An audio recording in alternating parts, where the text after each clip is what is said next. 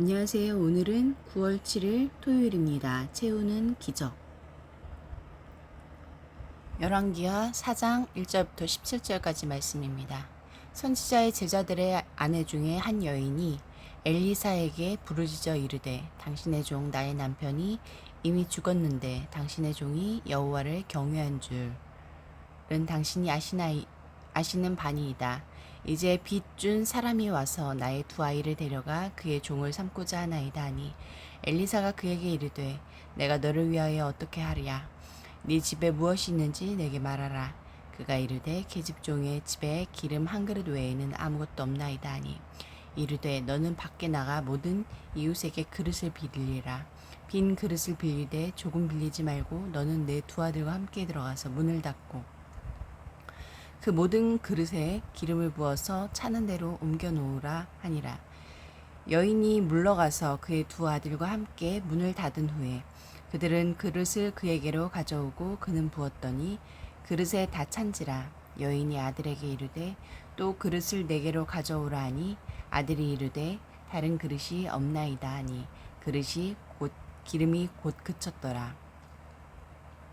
그 여인이 하나님의 사람에게 나아가서 말하니 그가 이르되 너는 가서 기름을 팔아 빚을 갚고 남은 것으로 너와 내 두 아들이 생활하라 하였더니 하루는 엘리사가 수넴에 이르렀더니 거기에 한 귀한 여인이 그를 강권하여 음식을 먹게 하였으므로 엘리사가 그곳을 지날 때마다 음식을 먹으러 그리로 들어갔더라.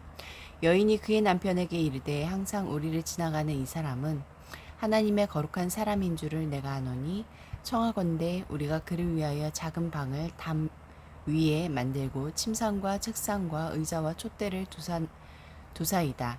그가 우리에게 이르면 거기에 머물리이다 하였더라.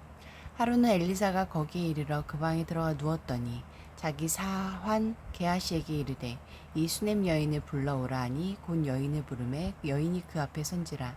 엘리사가 자기 사환에게 이르되 너는 그에게 이르라. 네가 이같이 우리를 위하여 세심한 배려를 하는도다.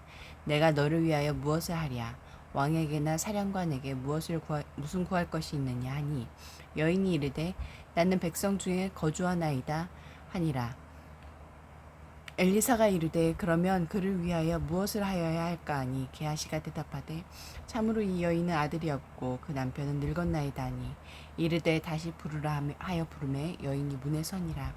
엘리사가 이르되 한 해가 지나 이때쯤에 네가 아들을 안으리라 하니 여인이 이르되 아니로소이다. 내 주 하나님의 사람이여 당신의 계집종을 속이지 마옵소서 하니라.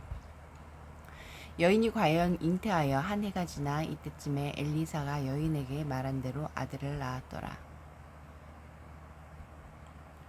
전체 말씀에서 엘리사의 사역은 주로 가난하고 소외된 사람들에게 향합니다. 남편을 잃은 여인의 생활고를 해결하고 수넴 여인의 아들을 살리며 위기에 처한 제자들을 구하고 흉년의 때에 백성의 줄임배를 채워주며 이방인의 나병을 치유합니다. 이 일들이 바로 하나님이 하고 싶으신 일들입니다. 전세를 바꾸시는 하나님의 주권만 아니라 일상의 현실에 관여하시는 하나님의 자비도 놓쳐서는 안 됩니다. 1절 말씀에서 나에게 주시는 교훈은 무엇입니까? 과부가 친척이 아닌 선지자 엘리사에게 도움을 요청했다는 것은 하나님만이 자신을 도와주실 수 있다는 믿음이 있었음을 보여줍니다. 충분히 원망하고 절망할 수 있는 상황이었는데도 여인의 선택은 불평 대신 간청이었습니다. 힘겨울 때일수록 기도와 말씀에 집중하기 어렵지만 오히려 그때가 가장 하나님을 찾아야 할 때가 아닐까요? 2절부터 7절까지 말씀에서 나에게 주시는 교훈은 무엇입니까?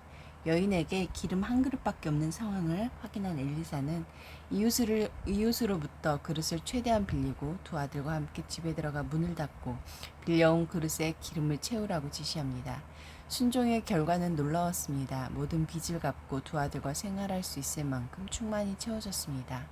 내가 얼마나 많이 가졌는지가 아니라 얼마나 곧이곧대로 순종했는지가 중요했습니다. 언제나 살리는 것은 소유가 아니라 순종입니다. 8절부터 10절까지 말씀에서 나에게 주는 교훈은 무엇입니까?